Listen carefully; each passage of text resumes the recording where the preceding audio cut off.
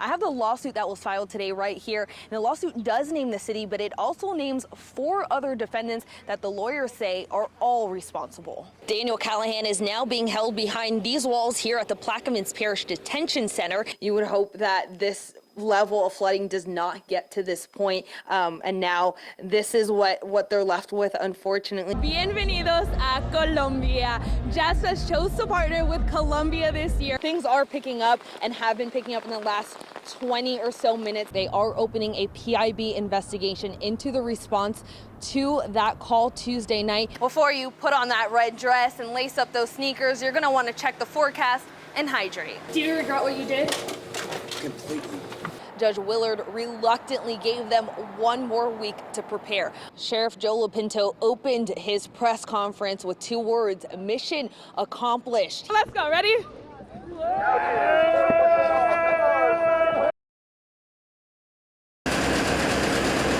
In the heat of summer break, there's only one part of the Toops Meadery team that's chillin'. We have a refrigerated truck donated from Inland Seafood. That was huge. Their new refrigerated truck is parked on the side of their colorful building. Twice a week now, it's packed to the brim with bags and bags of food, but not with their usual to-go items. June 4th was our first delivery, and today at 5 p.m., before 5 p.m. hopefully, we'll put out 19,200 meals into the community. Over the past few weeks, the restaurant, with help from volunteers, has been hand-delivering meals to children across New Orleans. I mean, it really does give me faith in humanity. Like, when we hear from the families, they're so grateful. They're so happy to have this a little bit of extra assistance.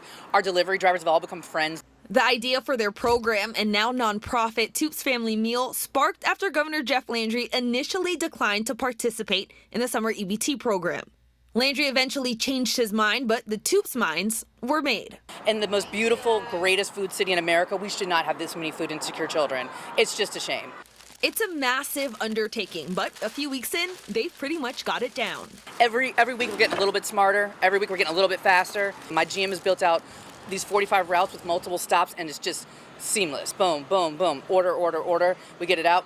What they don't have locked in is the funding. Fundraising really is the biggest key right now. We have the infrastructure. We know what it takes. We know where to get the food. We know how to do it. It really is paying for it. So they're throwing a fundraiser. Sunday, June 30th, you can enjoy live music at the Broadside. Come see the Lost Bayou Ramblers and the Creole String Beans.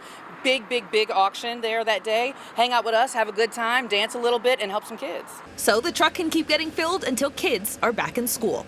Alyssa Curtis, WWL Louisiana. 7 yeas, no nays. The motion carries. Mayor Cantrell's communications director Gregory Joseph was unanimously suspended without pay Tuesday for the rest of the mayor's term. This council must move forward with ensuring accountability, because if not now, when?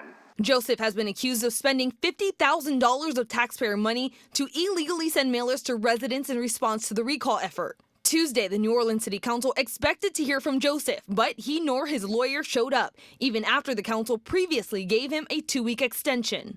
I think Mr. Joseph not showing here shows a lack of respect towards his council and towards the people of the city. Tuesday, the city council's lawyer, Adam Swensick, presented the city council with this stack of evidence and charges against Gregory Joseph. The charges allege, first, that Mr. Joseph oversaw an advertising campaign intended to help the mayor's recall campaign, which violates state law.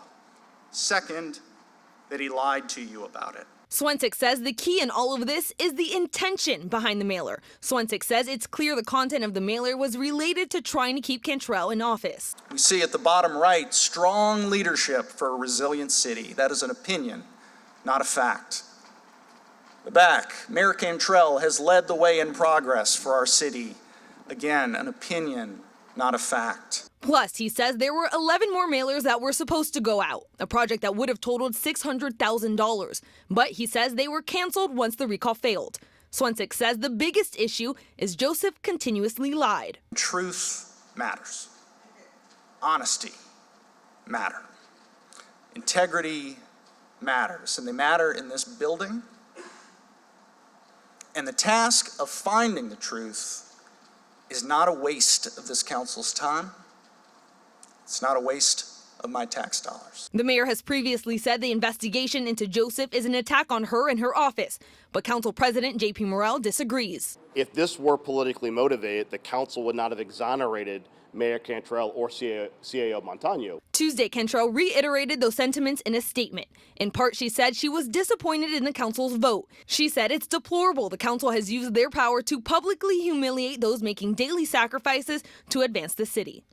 At City Hall, Alyssa Curtis, Eyewitness News. The open sign at the Shamrock Bar and Grill is lit up, even though the bar was shut down. The New Orleans Fire Department delivered a cease and desist Wednesday after they became concerned too many people were occupying the building. We sent an inspector to inspect the facility, and we found 46 violations. NOFD's Chief of Fire Prevention, Zachary Gremion, says the conditions of the bar were dangerous. On the second floor, it was only one means of egress, meaning one exit from the facility. Well, the other issues were basically a fire alarm system that was administratively red tagged, also a sprinkler system. The temporary shutdown comes just days after 29-year-old Raven Francis was shot and killed on South Solomon and Bowdoin. Baby. The incident started as a fight in the parking lot of Shamrock. That's good y'all shut down.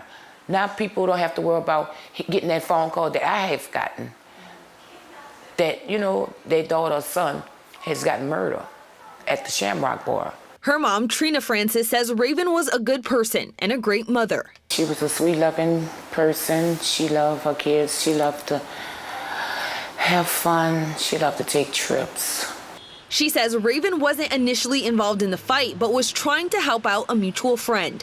Now, as she gets ready to lay her daughter to rest, she's hoping no one else ever has to go through this pain. If y'all have the type of crowd coming through there like that, y'all should have had more security, or y'all should have had police detailing outside. Even though the owner of the bar tells us off camera, it's hard to get police over when people are throwing parties in the parking lot. He says the violence issues aren't inside the bar. NOFD says the bar will be able to reopen once they fix the tagged issues. Alyssa Curtis, WWL Louisiana.